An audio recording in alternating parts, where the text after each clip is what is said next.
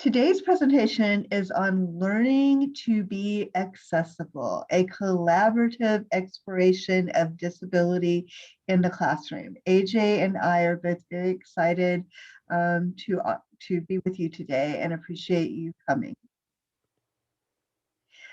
The need for accessibility is very apparent, especially in the classroom or school environment, as students issues with inaccessibility can impact their ability to learn and be successful in the classroom as they try to reach their educational potential.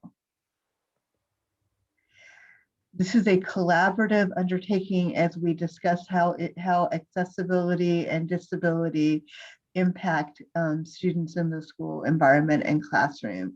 We're going to look at disability theory, which looks at disability as a social construct, a construct that we create and recreate in our social environments. We're also going to look at ethnographic examples as well as personal and professional experiences as they relate to accessibility and disability. And we're going to look at social learning and accessibility specifically. We're going to examine disability in the classroom. As I said previously, we're going to highlight creative solutions to issues of inaccessibility, and we're going to demonstrate the necessity of expanding collaborative research in anthropology as we hope to demonstrate the positive outcome from this collaboration between anthropology and school psychology. Disability theory is gaining increased attention in anthropology. And as Susan mentioned, disability theory is rooted in the idea that disability isn't biological, although it commonly has bodily impacts. Rather, it's produced and reproduced through sociocultural understandings of what constitutes normal bodies and brains. With this in mind, we find that psychological anthropology and disability theory work very well together. They're both interested in mental health, subjectivity, and the production of knowledge. Studies like Karen Nakamura's A Disability of the Soul show how we can think of mental illnesses not only in terms of their biological and chemical underpinnings, but as disabilities that emerge in contrast to social and cultural frameworks of what it means to be able-minded.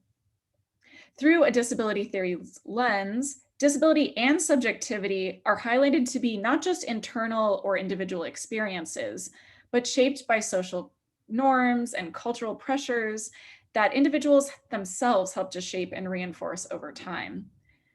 Finally, the very foundation of disability theory is rooted in an examination of the production of knowledge, or rather the production of standards that mark some bodies as normate and others as not. With attention to these aspects of disability theory, we'll be looking simultaneously at the sociocultural processes that produce disability and inaccessibility, and at the same time to the subjectivities and resiliency of those with disabilities as they forge accessible and inclusive environments. I'm now going to provide an overview of school psychology, specifically as it relates to the topics being addressed today. School psychologists combine knowledge of mental health, processes of learning, as well as behavior in order to address students' needs academically, socially, behaviorally, emotionally, really addressing the whole child. This involves partnering with students, their families, school administrators, teachers, school counselors, school social workers, and other professionals within the school as the team really works to, again, address the needs of the whole child. School psychology is also uniquely intertwined with the issues of accessibility in the school. We work with these teams that I just described to create environments that are as accessible as possible to students regardless of their disability. This can be looked at from a legal standpoint with laws such as IDEA, Individuals with Disabilities Education Act, and other laws and supplements to that law that have been passed that require the education of students in public schools regardless of disability. We also have requirements for FAPE, which stands for Free and Appropriate Public Education. That is a legal requirement for all students, again, regardless of disability. And we are required to educate all students in the least restrictive environment, which means if we are going to separate a student from their non-disabled peers for any portion of the school day in order to provide for their educational needs, we have to justify why this is necessary, why we can't provide the same services within the regular education classroom with their non-disabled peers. Those are some of the legal requirements that govern special education. Also, within regular education, we have some students that receive accommodations and other services through 504 plans that can increase the accessibility of the school environment and the school curriculum to them, as well as social emotional learning. And teaching students skills that go beyond reading, math, science, and social studies to teach skills such as conflict resolution, managing emotions, mental health management, how to ask for help when you have a mental health concern, things like that that are so important to students regardless, again, of disability. So we'll now turn to some examples of both inaccessibility and accessibility in the classroom. And I'll be drawing from my ethnographic research on the everyday experiences of individuals with the genetic condition Turner syndrome.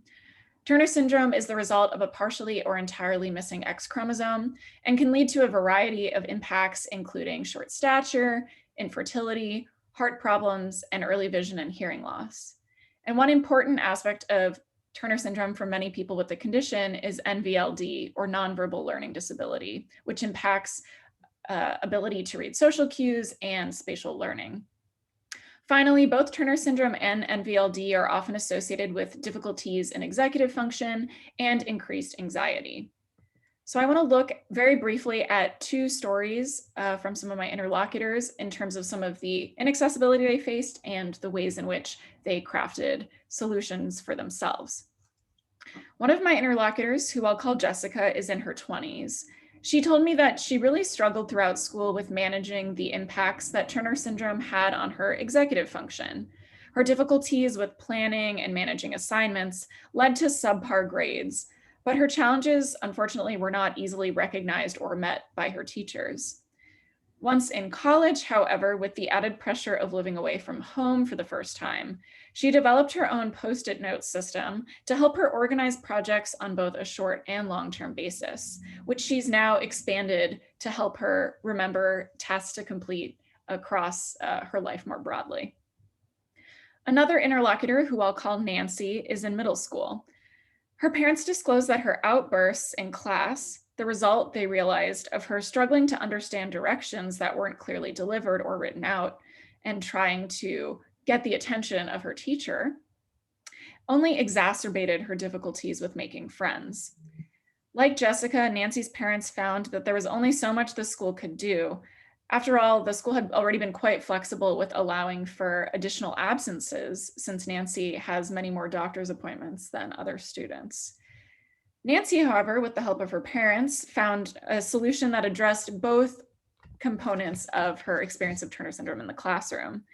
She proudly created and presented a presentation on Turner syndrome for her class for a final project. And in doing so, she not only educated her teacher about some of the needs that were not being met, but she also taught her classmates some about the social anxieties that she faces.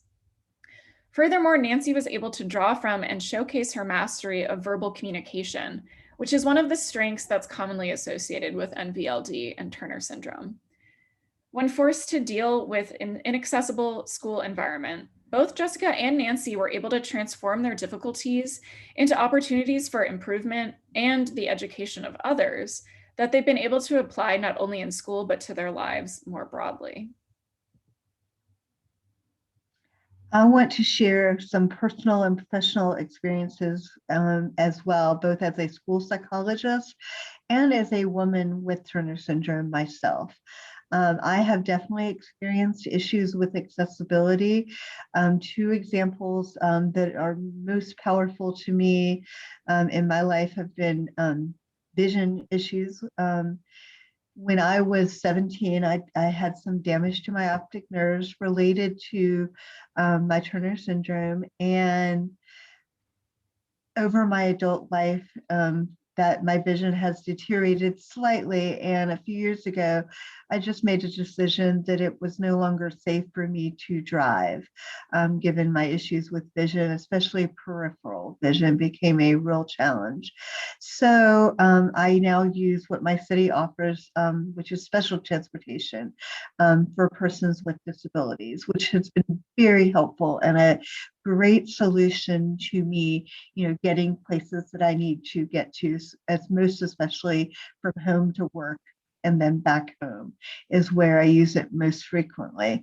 However, it does come with, its own set of challenges as well. In particular, my sense of agency during these rides on special transportation, in that I'm no longer in control. The driver is in control of the route we take. I don't have any control over what time they pick me up, or very little control. They might be running late, they might be early. I really don't have a lot of control over that, though there is a schedule for the ride, but there's a lot of lack of control, as well as control over whether I'm going straight to work, for instance, or whether there'll be other stops, along the way. So that has been both a solution and a challenge. Another issue with accessibility that I have personally experienced has been with my height at 4'7". There are a lot of things that are placed out of my reach, so to speak, in our society. Particularly, one example would be the top shelf at a grocery store. So one solution there, of course, is simply to ask for help, ask somebody who's taller to reach the item off the top shelf that I need or want. But sometimes I get a little more creative than that, and I've been known to climb on the bottom shelf at the grocery store so that I can reach the top shelf, which is a creative solution for sure. Anyway, so I also see students with issues with accessibility in my professional work as a school psychologist. This can be something as readily apparent as issues with access to the physical environment for a student in a wheelchair. If a doorway is not wide enough for their chair to fit through, or there's no ramp or elevator access to a part of the building they need to get to, then that becomes an issue that must be addressed in terms of their accessibility to the physical environment. Issues with accessibility also impact students, though, in ways that aren't always readily apparent or visible, such as a student with severe depression who has difficulty either coming to class or logging on in the remote environment we've been in recently with the pandemic. Many students are still learning from home, but sometimes severe depression or anxiety can even impact their ability to log onto their computer. And once they are in class, it impacts their ability to pay attention and access the learning that's being offered in that class.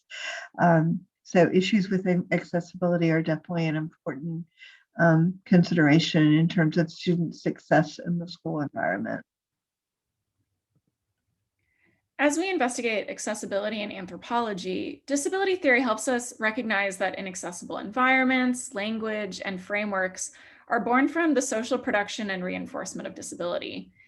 In collaboration with applied disciplines like school psychology, we can better contextualize these processes with real-world applications and solutions.